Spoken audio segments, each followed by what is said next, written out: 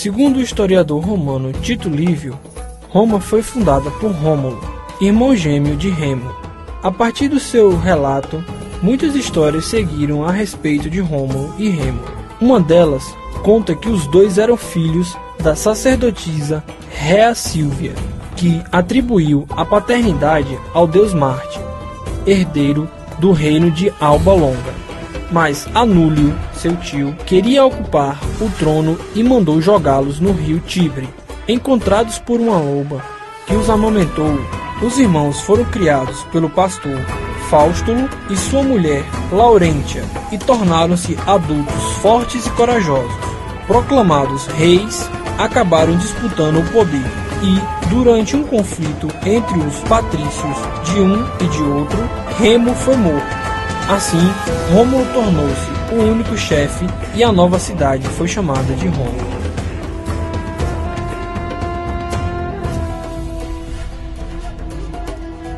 Sabe-se que a formação cultural do povo romano sofreu forte influência de gregos e etruscos, que ocuparam diferentes regiões da Itália entre os séculos 12 e 6 a.C.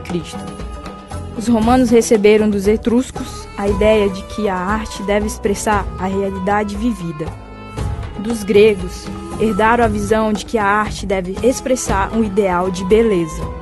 A arte e a capacidade de construção dos romanos revelam um pouco do grande espírito prático. Por toda parte, estabeleceram colônias e construíram casas, templos, termas, arquedutos, mercados e edifícios governamentais.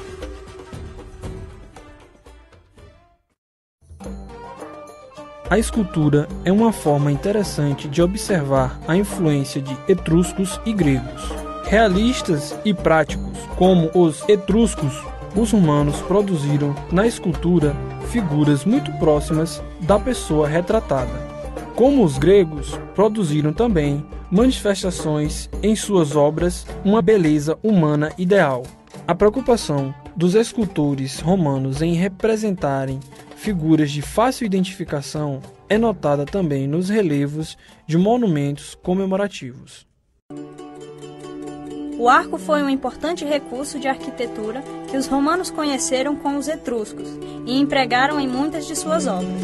Antes de sua invenção, o espaço entre colunas era limitado pelo tamanho da arquitrave, pois, quanto maior ela é, maior é a tensão que recebe. Além disso, a pedra não suporta grandes tensões. Por isso, os templos gregos eram repletos de colunas, o que reduzia o espaço de circulação.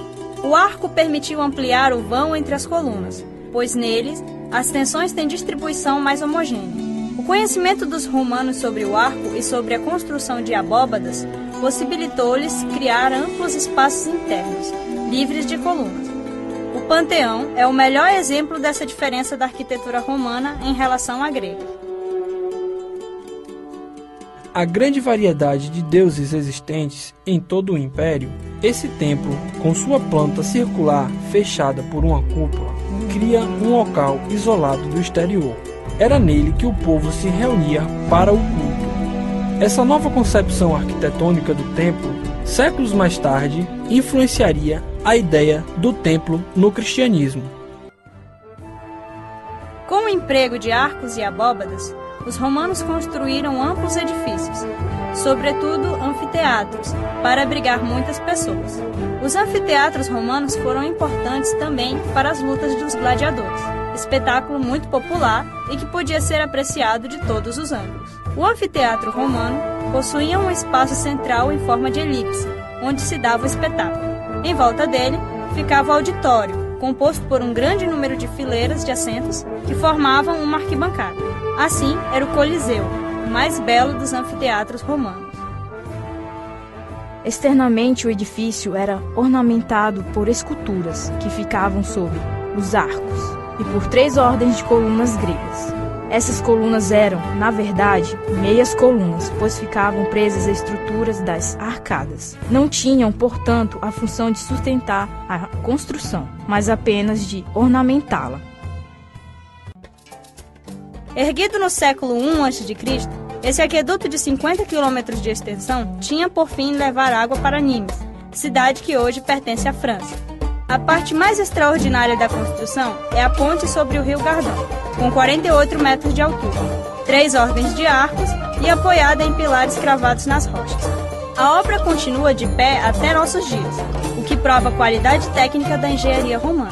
Os romanos, porém, não se preocuparam apenas em fazer um aqueduto sólido, que funcionasse por muitos séculos. Procuraram também empregar formas que revelassem beleza. É fácil reconhecer essa beleza nos arcos. As áreas vazadas dão leveza à ponte e contrastam com a solidez e a imponência que uma obra de engenharia do Império Romano deveria ter. A maior parte das pinturas romanas, hoje conhecidas, provém das cidades de Pompeia e Herculano, sorteadas pela erupção do Vesúvio em 79 d.C. As pinturas de Pompeia, cujas ruínas foram descobertas no século XVIII, fazem parte da decoração das paredes internas dos edifícios. Inicialmente, decoravam-se as paredes com uma camada de gesso pintada para dar a impressão de placas de mármore. Mais tarde, alguns pintores perceberam que era possível passar a ilusão de um bloco saliente de mármore apenas pela pintura, sem necessidade do gesso. Essa descoberta conduziu a outra. Se era possível sugerir saliência, pode-se também sugerir profundidade. Começou-se, então, a pintar painéis que davam a ideia de janelas abertas por onde se viam paisagens com pessoas e animais. Outras vezes, pintavam-se barrados com figuras de pessoas, formando uma grande pintura mural. Os artistas romanos dedicaram-se também à arte do mosaico em mármore. Foram encontrados mosaicos em muitas cidades romanas, mas os de maior valor artístico são os que decoravam os edifícios de Pompeia. A Vila dos Mistérios é o nome dado a uma das casas existentes em Pompeia. Nesta pintura é possível observar a representação de pessoas, cujas figuras têm aproximadamente 1,5 metro de altura, em atividades do dia a dia. Sobre um fundo vermelho, as figuras sugerem vida e movimento ao observador. Mosaico consiste na colocação, lado a lado, de pequenos pedaços de pedras de cores diferentes sobre uma superfície de gesso ou argamassa, de acordo com um desenho previamente escolhido.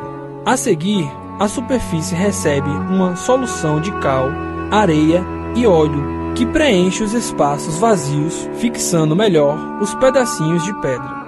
Como resultado, obtém-se uma obra semelhante à pintura.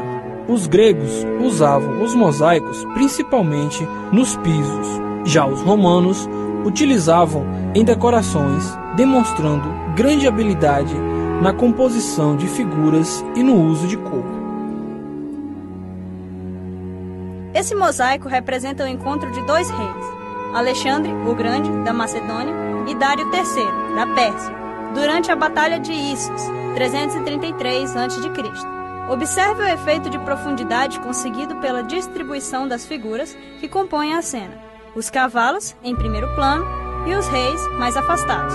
Note ainda a sugestão de movimento criada pela postura dos cavalos.